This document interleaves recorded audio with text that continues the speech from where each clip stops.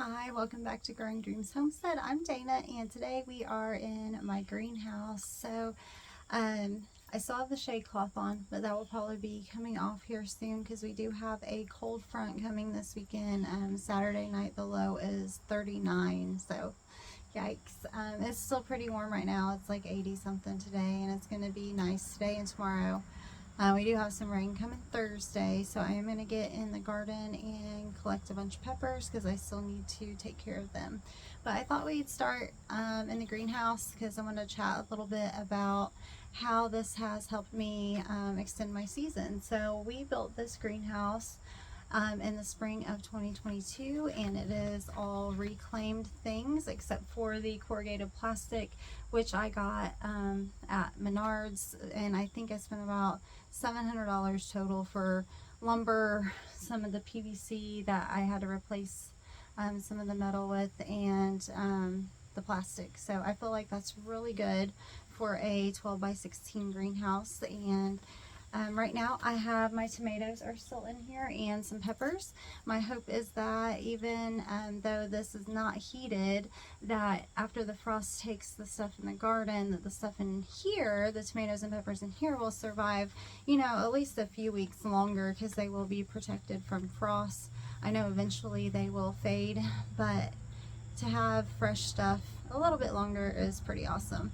So I also have my fall crops growing, and they are on this side of the garden, and I have a drip tape put down, and I've been watering them every day, and we have lots of little seedlings coming up. So I've planted spinach, lettuce, cabbage, kale, and broccoli.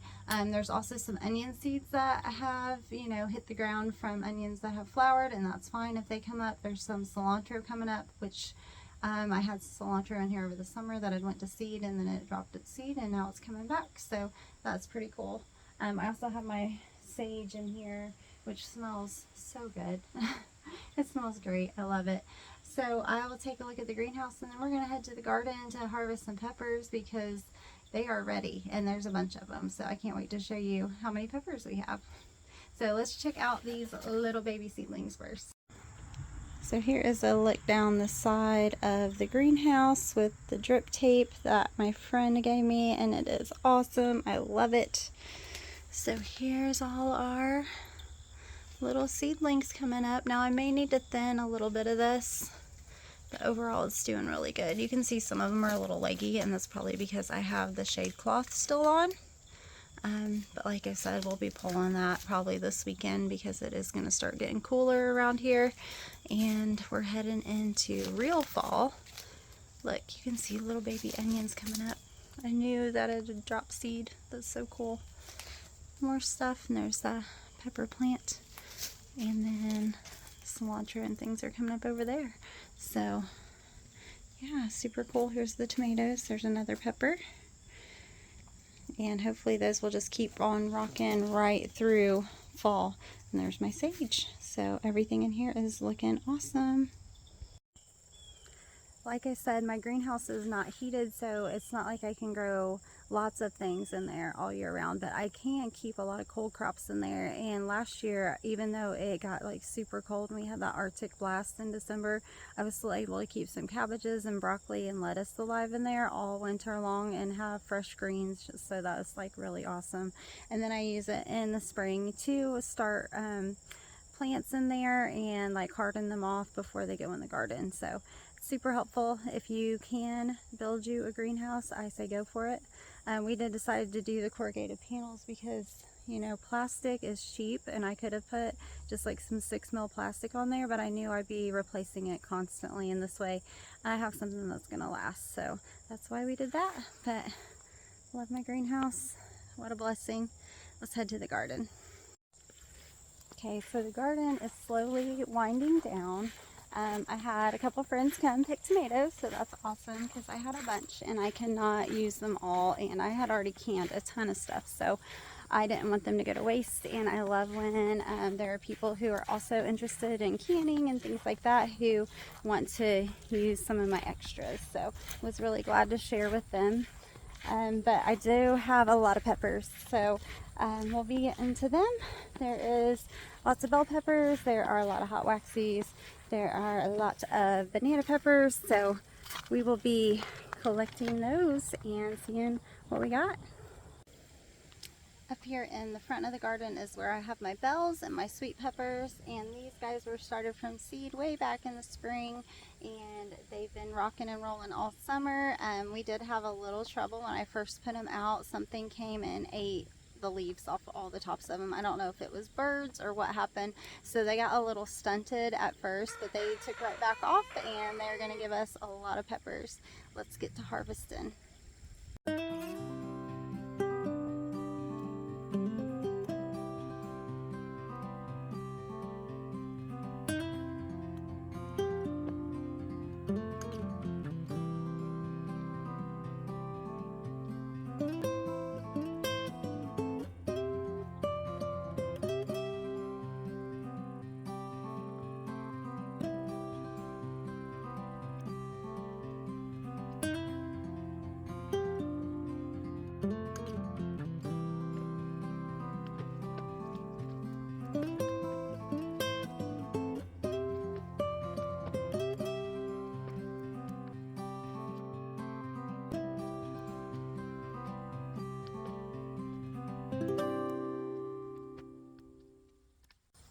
So this is a pepper that is new to me this year. I've never grown it before. It is called a cherry bomb pepper, and these little guys are tricky. So I knew that they were supposed to be hot. So I cut one open inside and I ate some from the bottom, and it tasted like a bell pepper. It wasn't even hot. So I was like, oh, okay. So then I took a big bite out of the top, and up here on the shoulders is hot. It lit me up, guys.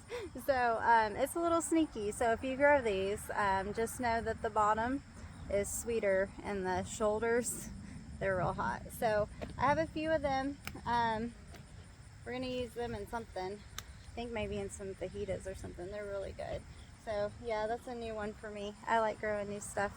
Every year I try something new. So that's one for this year. These guys, Hungarian hot waxies. They have my heart. So they are lovely hot peppers, and I like to pick them at all kinds of stages of ripeness. And I have a video, it's a short on my YouTube and a reel on my Instagram of me pickling these. So I like to do like an ombre in the jar. I'll put like the red ones at the bottom and then the orange ones and the yellow ones, and just layer them, and I think they look so pretty in the jar.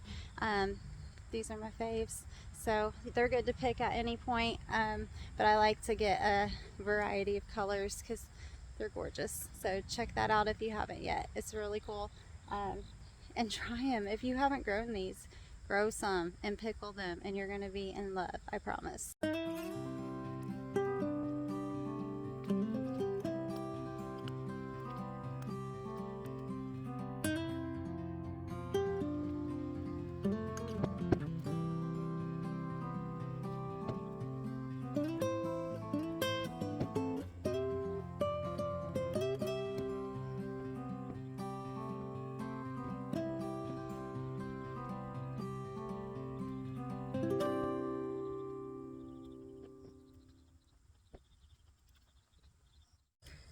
Alright, I got most of the peppers cleared out. I did leave a few small ones and some of the green bells that are still yet to turn. I'm hoping the cold doesn't get them too bad.